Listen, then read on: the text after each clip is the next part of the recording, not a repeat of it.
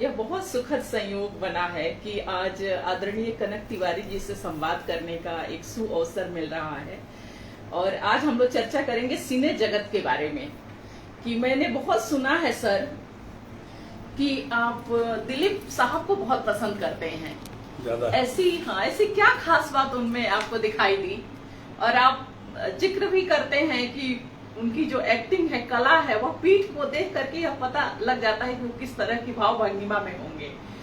तो आपसे सुनना चाहेंगे कि ऐसी क्या खासियत है दिलीप साहब में?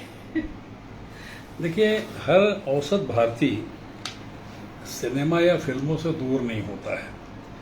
हमारे देश में मनोरंजन का वो सबसे बड़ा साधन है, सर्वसुलभ साधन है और अच्छा साधन है। जीवन की तमाम विसंगतियों और परेशानियों से उबरने का एक बहुत अच्छा माध्यम सिनेमा या फिल्में भी हैं। मैं भी एक साधारण आदमी हूँ, औसत परिवार का एक सदस्य रहा हूँ, तो मुझे भी सिनेमा या फिल्में देखना बहुत अच्छा लगता था। हाँ, लेकिन एक बात स्वीकार के तौर पर है कि मैंने कई फिल्में देखी हैं, उतनी नहीं देखी जितनी लोग देखते हैं किसी शौक के कारण या अंदर की किसी परेशानी के कारण। काफ़ी फिल्में देखी, लेकिन जब मैंने दिलीप कुमार की फिल्में देखना शुरू किया तो एकमेव द्वितीय नास्ति। दिलीप कुमार के बाद मैंने किसी भी और बड़े नायक की फिल्म को देखने में वो महसूस नहीं किया जो दिलीप कुमार की फिल्मों को देखने से मुझे महसूस हुआ। और मैं उनका मुरीद हूँ, उनका प्रशंसक हूँ, उनका भक्त हूँ एक तरह से। क्या बात। और दिलीप कुमार की ऐसी एक भी फिल्म नहीं है जो मैंने नहीं देखी। और दिलीप कुमार की कुछ फिल्में जिनमें देवदास सबसे ऊपर है, मैंने कितनी बार देखी उसकी गिनती में मुझे याद नहीं है। उसके डायलॉग जब मैं कॉलेज में पढ़ता था तो वो आई थी फिल्म, तो उसके डायलॉग हम लोगों को इस तरह से रट गए थे जैसे लोगों को हनुमान चालीसा रटा जाता है। बहरहाल, तो मैंने एक निबंध या एक लेख लिखा है दिलीप कुमार के की अभिनय कला को, उनके व्यक्तित्व को लेकर, वो आप सुन लीजिए। इसका शीर्षक है आफताबे अदाकारी, अभिनय का बादशाह या अभिनय का सूरज। टाइम्स ऑफ इंडिया की पत्रकार उदय तारा नायर की दिलीप कुमार की दोस्त और सूझबूझ वाली बीवी सायरा बानो की दोस्ती की वजह से the substance and the shadow शीर्षक वाली महान अभिनेता की राम कहानी है।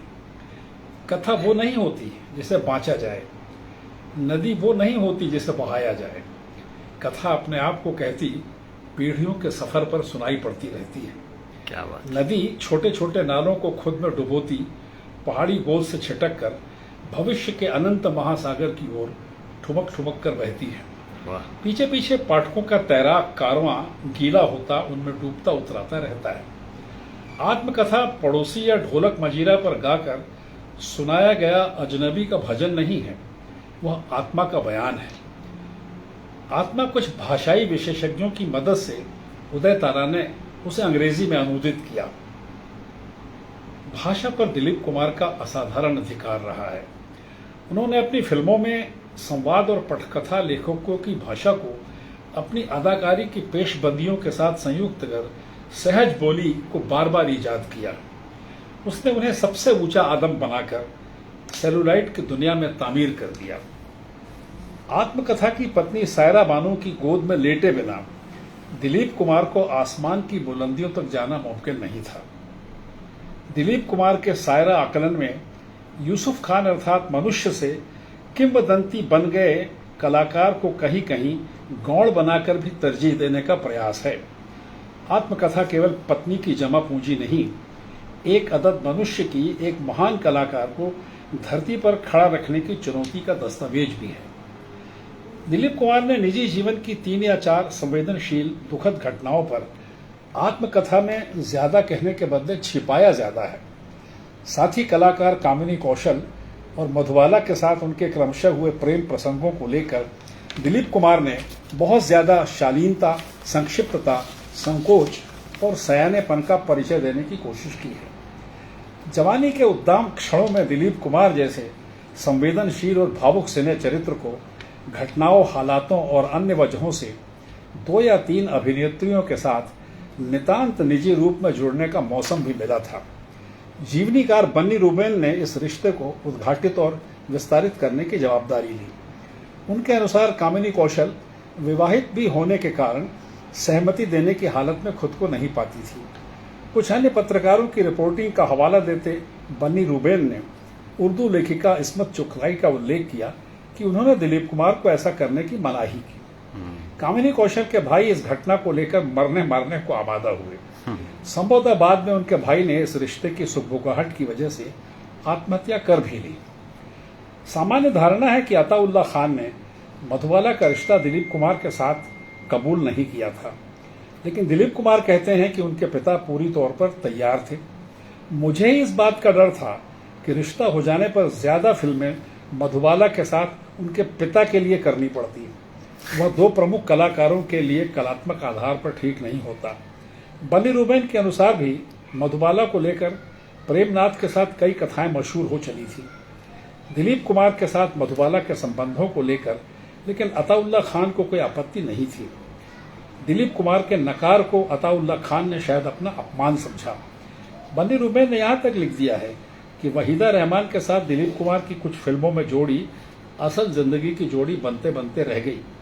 हालांकि इन्हीं दिनों अचानक दिलीप कुमार और सायरा बानो की शादी की घटना हो गई। सुखी वैवाहिक जीवन और सायरा बानो जैसी सर्वज्ञात प्रतिबद्ध पत्नी होने के बावजूद दिलीप कुमार ने किन परिस्थितियों में आसना नाम की महिला से अपना दूसरा ब्याह रचाया, ये रहस्य ही था। आत्मकथा में इस घटना पर लगभग शर्मिंदगी का इजहार करते दिलीप कुमार ने असहज कारणों में उलझते अपने स्पष्टीकरण को उससे ज्यादा रहस्यमय बना दिया।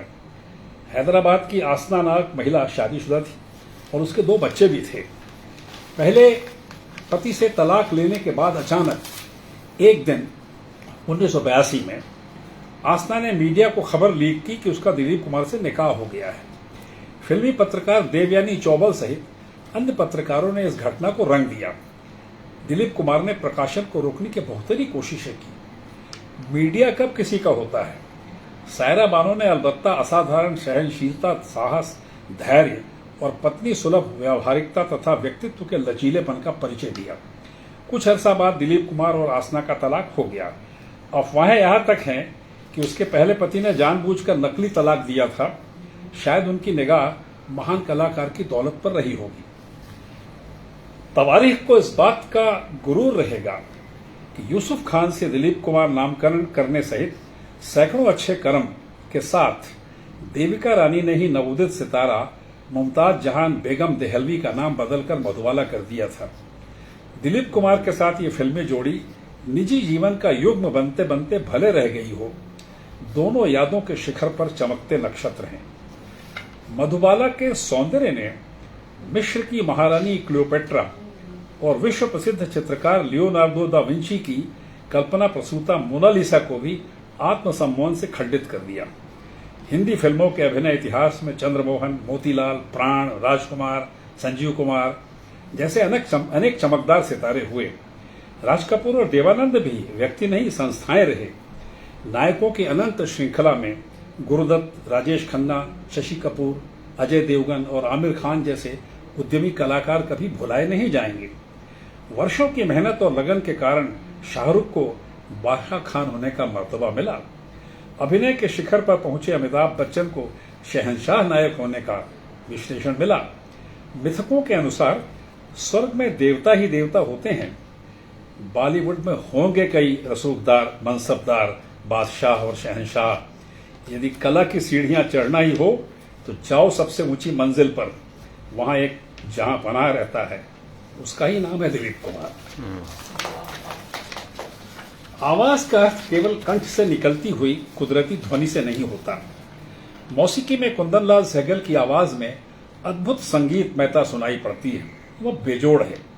कई खलनायकों की आवाज में मर्दाना दम है। मसलन प्राण, अमरीश पुरी और रजा मुराद वगैरह की को आवाज का कुदरती तोहफा मिला है। दिलीप कुमार ने लेकिन आवाज को अपने हुक्मनामे के जरिए सर्कस का रिंग मास्टर बनकर वर्जिश कराई है। दर्शक भौचक हो जाने के लिए ही तो उनकी फिल्में देखने जाते हैं। आंखें सबसे अधिक तेज अंग हैं। वे प्रकाश की गति से देख सकती हैं। बदलते भावों के लिए चेहरे की भंगिमाएं निर्भर होकर आंखों के हुक्मनामे की तामील करती हैं। कई समर्थ कलाकारों ने भी त्रासदी नायकों के रूप में कथा के करुणा विमर्श को खुर्दबीन से देखकर अपने अभिनय से विस्तारित किया है। उनमें पीड़ा में तीसरी सिम्फनी बहती है। सर्वख्यात हो चुके वे चरित्र त्रिआयामी होकर समाज में लेकिन दिलीप कुमार को आज भी ढूंढ रहे होंगे। वे अपनी हर त्रासद फिल्म के निभाए किरदार को उत्तरोत्तर चरित्रों के मुकाबले बहुत महीन अंतर के जरिए समझा जाते हैं। इन चरित्रों की तरल संवेदनाएं वैसे तो एक ही त्रासद कोख से उपजी हैं, इसलिए सहोदर हैं, लेकिन वे आपस में किसी एक का ही प्रतिरूप नहीं है। शरदचंद्र चट्टोपाध्याय जैसे महान लेखक ने अपने त्रासद नायक देवदास में कई गुणों अवगुणों को गुम्फित किया है। उनसे भी ज्यादा कुछ और संकेत उन्हें जमींदार सुत देवदास की अभिनय बानगी के कारण दिलीप कुमार और विमल रॉय के कारण जरूर मिल गए होते। ये फंतासी भले लगे, लेकिन कला का वो एक ऐसा क्षण होता तो कितना सार्थक क्षण होता। वैसे भी देवदास उपन्यास की मूल कथा इतनी विस्तृत नहीं है कि केवल उस पर निर्भर रहकर ही नाट्य रूपांतरण हो सके। चमत्कार यही हुआ कि जितनी संभावनाओं का नया आकाश विमल रॉय की फिल्म में दिलीप कुमार ने बुन दिया, उसमें कहीं भी रचनात्मकता के लिहाज से प्रदूषण या अतिरेक नहीं था। ओहदे, परिस्थिति और जरूरत के मुताबिक पहने कपड़ों तक को अभिनय कराने के लिए इस कलाकार द्वारा उत्तेजित किया जाता रहा। दिलीप कुमार धर्म, जाति, संस्कार, भूगोल या मौसम के तकाजों का फकत उत्पाद नहीं है। आत्मकथा की प्रस्तुतकर्ता को उन्होंने अपने गीता ज्ञान से भी विस्मित किया। यही वो आदमी है जिसके पास निजी पुस्तकालय के साथ साथ किताबों का गोदाम घर भी है। क्या बात है। अचानक फरमाइश कर वह किसी भी किताब को मंगवा लेता है। अपनी आराम कुर्सी में अधलेटा टेबल लैंप की रोशनी में इसे किताबें पढ़ते देखना अमूमन इसकी पत्नी सायरा बानो को ही ज्यादा नसीब रहा है। कथा में मौत से आंख मचौनी करते उसे भी अपनी श्रेष्ठता का एहसास करा देना त्रासद चरित्रों के निरूपण का परिपाक होता है। दिलीप कुमार इस प्रयोजनीयता में भी अतुलनीय होते गए हैं। नाटक अर्थात सिनेमा लेखकीय रचना के ऊपर वरीयता का कारण बनता है। त्रासद कथा का यह नायक अपने कथा संसार में भी एक के बाद एक फिल्मों में आकर अलग अलग चरित्रों को अलग अलग तरह से जीकर फिर उनके साथ खुद को दफन कर जीवन और मौत के प्रेमालाप का अद्भुत प्रवक्ता हो जाता है। ट्रेजेडी के महान नायक ने अपनी गलतियों के कारण किसी आम आदमी को मारना कहां सिखाया था। ट्रेजेडी का नायक तो महान वीर होता है। उसने तो अपनी निर्वीर्य कुंठा के कारण पारों के माथे पर मछली पकड़ने वाली बंसी की चोट से निशान भर बनाया। अद्भुत उपन्यासकार शरदचंद्र चट्टोपाध्याय ने इसे शायद संकेतित नहीं किया था। ये तो निर्देशक विमल दा का कमाल था। उन्होंने नदी के किनारे देवदास से चोट खाती पारो बनी सुचित्रा सेन में एक तड़पती हुई मछली के जीवन की अमरता भर दी। क्या बात है। दिलीप कुमार ने आत्मकथा में नेहरू का सार्थक उल्लेख किया है। तब वीके कृष्ण मेनन उत्तर बंबई निर्वाचन क्षेत्र से लोकसभा का चुनाव आचार्य कृपलानी के खिलाफ लड़ रहे थे। नेहरू ने दिलीप कुमार से कांग्रेस के पक्ष में प्रचार करने का आग्रह किया, जिसे उन्होंने स्वीकार किया। कृष्ण मेनन के चुनाव अभियान के कारण दिलीप कुमार की निकटता बैरिस्टर तथा कांग्रेस नेता रजनी पटेल से हुई। उसके साथ प्रसिद्ध मराठा क्षत्रप शरद पवार से भी उनकी निकटता हुई। इन सब ने मिलकर मुंबई के वर्ली में इंदिरा गांधी के सहयोग से प्रसिद्ध नेहरू सेंटर की स्थापना की। लॉर्ड मेघनाय देसाई ने दिलीप कुमार की फिल्म कला पर नेहरूज हीरो दिलीप कुमार नामक किताब 2014 में लिखी। देसाई ने तरह तरह से सिद्ध और विस्तारित करने की कोशिश की कि दिलीप कुमार की नायक भूमिका की लोक छवि पर सबसे ज्यादा असर नेहरू का रहा है। नेहरू उस पीढ़ी के आदर्श और रोल मॉडल रहे हैं जो आजादी के साथ जवान हुई। दिलीप कुमार, राज कपूर और देवानंद की तिकड़ी के अलावा सुनील दत्त, राजेंद्र कुमार, अशोक कुमार, किशोर कुमार, गुरुदत्त और किशोर साहू जैसे अभिनेता और निर्देशक नेहरू से असंपृक्त नहीं थे। इस सूची के वरिष्ठों में महबूब खान, हिमांशु रॉय और उनकी पत्नी देविका रानी को शामिल किया जा सकता है। दिलीप की नायिका कामिनी कौशल और राज कपूर की नायिका नरगिस के विचारों में भी नेहरू से प्रभावित होने के सबूत मिलते हैं। भारत छोड़ो आंदोलन के बाद से नेहरू मोटे तौर पर देश और कांग्रेस की राजनीति के केंद्रीय नेता हो गए थे। मुख्यधारा की राजनीति में नेहरू की लोकप्रियता में नई पीढ़ी में गिरावट नहीं आई। ऐसा भी वक्त था जब सुभाष बोस और भगत सिंह जैसे उद्दाम क्रांतिकारी भी नेहरू को अपना नेता मानने से गुरेज नहीं करते थे। दिलीप कुमार की पहली फिल्म ज्वार भाटा 1944 से लेकर लीडर 1964 तक हिंदुस्तान में नेहरू का एक छत्र नेतृत्व साम्राज्य रहा। इसलिए इस दौर की दिलीप कुमार की फिल्मों में रहने का इन फिल्मों में उन्होंने नेहरू शैली के आदर्शवाद से लबरेज होकर एक समाजोन्मुख चरित्र नायक का चेहरा अपनी अदाकारी में उकेर लिया था। उसमें भारत के लाडले जननायक की झिलमिलाती छवि दर्शक की आंखों से ओझल नहीं होती थी। नेहरू के अवसान के साथ ही दिलीप कुमार प्रौढ़ हो चले थे। इसके बाद की फिल्मों विधाता, शक्ति, क्रांति, मशाल, कर्मा वगैरह में उन्होंने ताकत दिलीप कुमार दक्षिणपंथी हिंदू कठमुल्ला ताकतों के निशाने पर आ गए। दिलीप कुमार द्वारा पाकिस्तान का सबसे बड़ा नागरिक सम्मान निशान ए इम्तियाज को 23 मार्च 1988 को जो उन्हें मिला उसे स्वीकार करने को लेकर चुनौती भी दी गई। यह संयोग था कि 23 मार्च की तिथि शहीद आजम भगत सिंह की शहादत की तिथि है, जो हिंदू मुस्लिम सौहार्द के राष्ट्रीय प्रतीक रहे।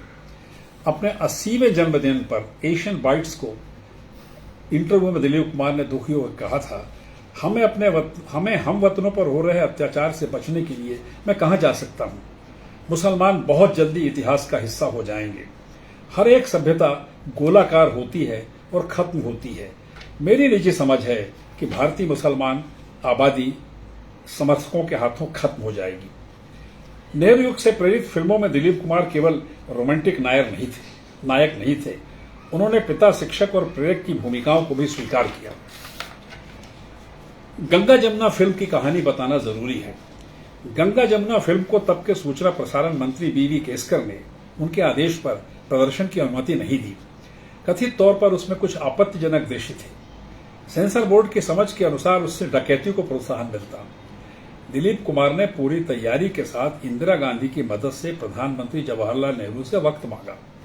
15 मिनटों का दिया गया वक्त 1.5 घंटे तक फैल गया। दिलीप कुमार ने अपने व्यवस्थित नोट तथा अस्त व्यस्त होने का भ्रम देती तार्किक विचारशीलता के जरिए नेहरू को आश्वस्त किया। गंगा जमुना जैसी की तैसी रिलीज हुई। कई अन्य फिल्मों को भी सेंसर बोर्ड के जेल खाने से छूट का फरमान मिला। दिलीप कुमार इन फिल्मों के जमानतदार नहीं, अधिवक्ता बनकर गए थे। पता नहीं क्यों बाद में केसकर ही मंत्रालय से हटा दिए गए। ये दिलचस्प है कि मुस्लिम हितों के समय समय पर अवनत होने की स्थिति में दिलीप कुमार ने उनका भी प्रतिनिधित्व करने में गुरेज नहीं किया। साथ साथ ये देखना दिलचस्प है कि अपनी 57 फिल्मों में मुगले आजम को छोड़कर दिलीप कुमार ने लगातार और सघन रूप से हिंदू चरित्रों का ही अभिनय किया। ये भी जनता के बहुमत में उनकी स्वीकार्यता का एक बड़ा कारण बनता है। हिमांशु राय द्वारा स्थापित बॉम्बे टॉकीज से दिलीप कुमार लगातार संबद्ध रहे। उस संस्था ने अपनी स्थापना से ही धर्मनिरपेक्ष और समाजोन्मुख मूल्यों और अवधारणाओं का रचनात्मक समर्थन किया। डॉक्टर बीवी केसकर द्वारा दिलीप कुमार की गंगा जमुना सहित कई अन्य सामाजिक संघर्षों को उकेरती फिल्मों पर प्रतिबंध की मानसिकता बंबई के फिल्म उद्योग में विकसित हो रही वैचारिक बुनियाद की विभिन्नताओं में देखा जा सकता है। उद्दाम ख्वाहिशों पर जो असर देवदास ने हम उम्र दोस्तों पर डाला वह अब तक मेरी तो धरोहर है। बाद में मालूम हुआ था कि लगातार त्रासदियों में काम करने के कारण महानायक को उदासी, खामोशी और नकारात्मकता के दलदल में फंसते जाने का बोध हुआ। उसने इंग्लैंड के 2 मशहूर डॉक्टर निकोलस और वुल्फ सहित भारत के भी मनोचिकित्सक डॉक्टर रमणीक लाल पटेल से इलाज कराया। सबने उसे त्रासदियों से हटकर हल्की फुल्की कॉमेडी फिल्मों में काम करने की सलाह दी और कुछ तेज गति से संघर्ष करती स्टंटनुमा फिल्मों में भी। आजाद, कोहिनूर, नया दौर, पैगाम वगैरह ऐसी सलाह का ही परिणाम है। लेकिन हमारा दिलीप कुमार तो त्रासद फिल्मों के नुकेले पत्थरों पर चलकर देवदास के पड़ाव तक पहुंचा था। हम उसके आंसुओं के आशिक थे। बालिग होने की दहलीज पर आने से हम गदय 25 की उम्र में थे। हमारी हर संभावित नायिका ने हम दिलीप नुमा नायकों को अपने हर अताउल्ला खान पिता के कारण ससुरा निराश ही तो किया था। हम देवदासों के पिताओं तक ने भी अलग अलग पारो संकुल को रिजेक्ट किया था। हमने 20 बार देवदास देखी। हॉस्टल के कमरों, दालानों और डाइनिंग हॉल से उठकर कॉलेज के गलियारों और कक्षाओं में हर लड़का अपने दम पर दिलीप कुमार बना घूमता था। जमाने की नजरों से बचता अपनी पारों को कल्पना में ढूंढता रहता। दिलीप कुमार को अपने अभिनय पर कभी संतोष शायद नहीं हुआ, अन्यथा लगातार तरक्की कैसे करते रहते। हमें दिलीप कुमार वाले अपने अभिनय पर संतोष नहीं, गर्व होता। हम सोचते चलो दिलीप कुमार को भी हमारे जैसा कुछ अभिनय करना तो आता है। यूसुफ खान मनुष्य का नाम है। मनुष्य वो है जो कबीर के जुमले में हराम मनुष्य का ही बना रहे। यूसुफ खान का दिलीप कुमार होना मनुष्य की देह में आत्मा का छिप जाना है। वह हर उस मनुष्य की देह में बैठ जाने को तत्पर है। मुझे यह एक वाक्य हासिल हो पाया है, अभिनेता होना दिलीप कुमार होना नहीं है, लेकिन दिलीप कुमार होना अभिनेता होना है। क्या बात है। मुगलिया सल्तनत के कलात्मक बोध के संरक्षक अकबर ने नवरत्न टीम के आलिम फाजिल बीरबल से पूछा था, बीरबल, हिंदुओं में सबसे ज्यादा पवित्र किस नदी का पानी है? हाजिर जवाब बीरबल ने छूटते ही कहा, हुजूर, यमुना का, जिसके किनारे आप विराजते हैं। अकबर ने पलटवार किया, बीरबल, कैसे हिंदू हो? हिंदुओं में सबसे पवित्र तो गंगा जल होता है। बीरबल ने मासूमियत का नकाब ओढ़कर निरुत्तर करता हुआ चुटीला जवाब दिया, हुजूर, गंगा जल पानी थोड़ा ही है, वह तो अमृत है। सबसे पवित्र पानी तो यमुना का ही है।